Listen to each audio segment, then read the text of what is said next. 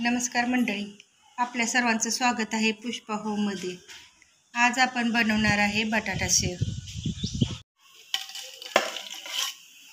शेव बनवण्यासाठी आपण 2 बटाटे उकडून घेतलेले आहेत। आता आपण याच्या साली काढूया आणि हे बटाटे खिसणीने खिसून घेऊयात। बघा,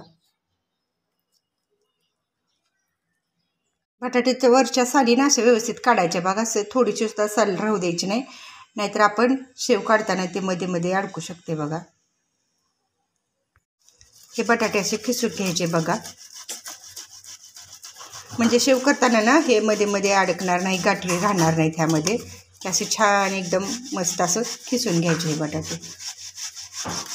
एकदम मऊ करून बटाटा घ्यायचा। बघा, हा ह्याच्यामध्ये गाठ नाही राहिली पाहिजे, नाहीतर काय होईल बघा, आपली शेव व्यवस्थित पडणार नाही।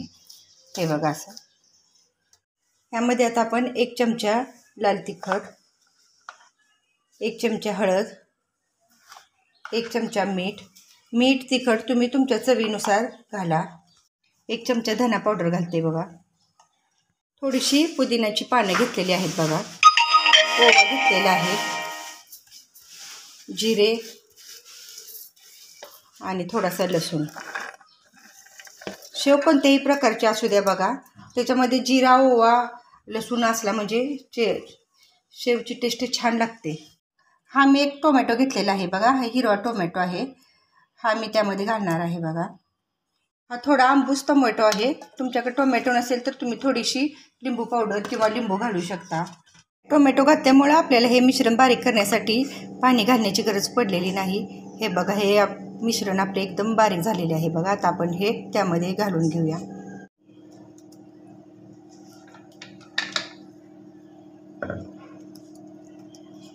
बटाट्यामध्ये घालण्यासाठी इथं पाव किलो एवढे बेसन पीठ घेतलेले आहे। बघा, आणि अर्धा वाटी तांदळाचे पीठ घेतलेले आहे। तांदळाचे पीठ तुमच्याकडे असेल तर घाला, नाही घातले तरी चालेल।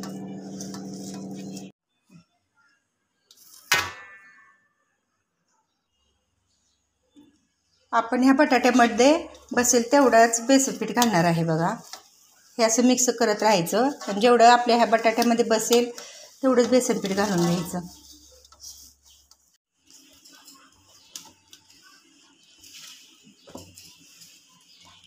आपण हे पीठ आता थोडेसे तेल लावून मळून घेऊया। बघा, आपल्याला बघा 400 ग्रॅम बटाटे होते आपले, आणि त्याला आपल्याला 300 ग्रॅम इतके बेसन पीठ घातलेले आहे। बघा, आपण ह्या यंत्राला थोडे आतून तेल लावून घेऊया, म्हणजे आपले पीठ आतमध्ये चिटकणार नाही। हे पीठ खूप घट्ट मळायचे नाही। बघा, थोडेसे सैलच ठेवायचे। हे बघा,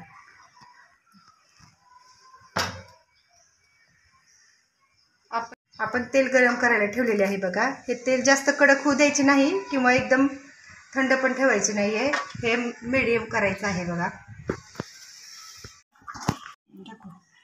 गॅसचा फ्लेम मीडियम ठेवूनच आपण ही शेव अशी तळून घेणार आहे।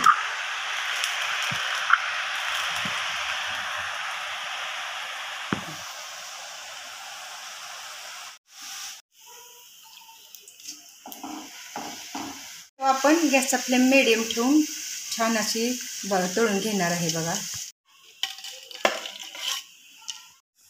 आपण यामध्ये टोमॅटो घातल्यामुळे या टेस्टला थोडीशी आंबूस अशी चव येते। बघा, ही आपली शेव किती मस्त कुरकुरीत झालेली आहे। हे बघा, माझी शेवची रेसिपी आवडली असेल तर लाईक करा, सबस्क्राईब करा, शेअर करा।